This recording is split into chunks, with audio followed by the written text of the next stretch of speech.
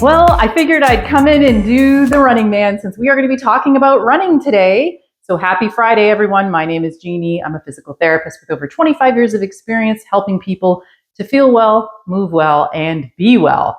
So as I said, we're going to be talking about running. Most of the time when people run, they want to be able to increase their running speed. The best way to do that is to actually improve your running mechanics. And one of the ways to do that is to do exercises that actually replicate the running movement, which is having one hip flexed above 90 degrees while the other hip is kept in extension. That's the way we run. That's the way you want to do these exercises. So today I'm going to teach you 5 really easy exercises you can do to replicate the running form, which is going to help to improve your running mechanics and therefore increase your speed. So let's get started. First off, you're going to lie down on your back. So this is like a bridge, but what you're going to do with the bridge is grab yourself a tennis ball. You're going to keep one hip flexed above 90 degrees because that is the actual hip flexor we want to use when we're running. The other leg is extended, and then you're going to bridge up and down. You're going to see that the leg that is above that 90 degrees, you'll keep your toes pointed up towards the ceiling. And the reason you have the tennis ball is because it helps to tell you if that tennis ball falls on the ground, guess what? You're not using those hip flexors above 90 degrees. Let me show you on the other side what you'll do. Just again, stick that ball up there and bridge up and down. Okay? So I do a few of them. You're going to do 2 sets of 10 or 3 sets of 10 at home. All right, so that's the first one. Let's get rid of that ball. Next one we're going to do is a 90-90 hip extension exercise. So how you're going to do that, find your neutral pelvis position. You can find out how to do that on one of the back videos that I have released previously. So what you're going to do, rock forward, rock back, and go right in the middle. That keeps your spine in a neutral position. Then you're going to bring both legs up into that tabletop position. One leg's going to stay above 90 degrees. The other one you're kicking out. Most important part when you do this is that your pelvis doesn't rotate forward on the kick leg out, the leg kick out side. You keep that core nice and strong. Okay? Now, once you get that going, and it's pretty easy for you, you can add resistance. So I'm going to show you how to add resistance on this one. It is a little bit tricky with the positioning, but you'll take your band. You're going to take your one foot, put it inside the band. You'll take your whole other leg and attach that band above that 90 degrees, above the knee. And then again, neutral pelvis, and you'll kick out. And you'll keep that one leg above that 90 degrees. So let me show you that one more time on the opposite side.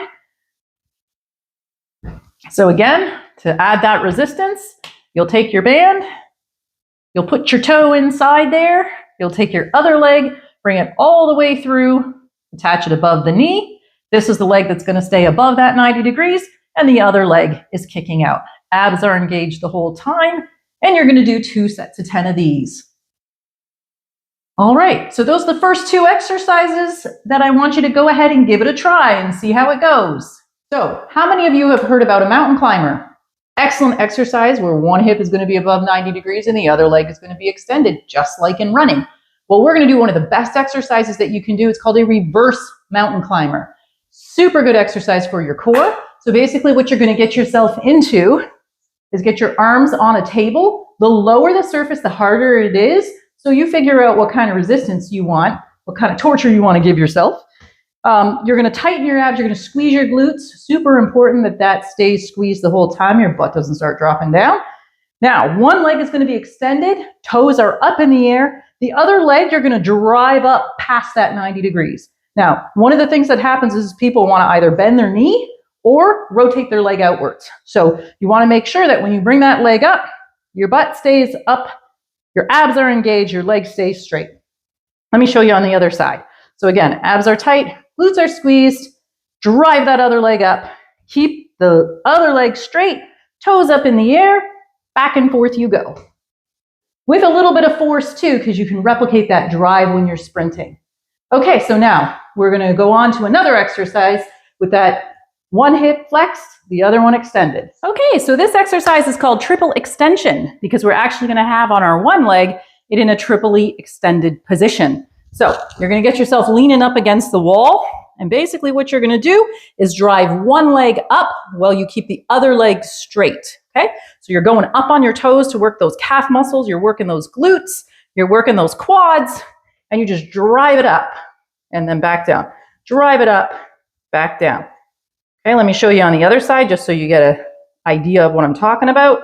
So again, back leg stays straight, working those calf muscles, driving that other leg up past that 90 degrees.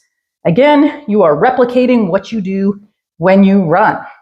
All right, we've got one more final exercise to show you. All right, so last exercise to help you with those running mechanics, to help you to be able to run faster, which is what we all want to do as runners, is you're going to actually get yourself into the running position.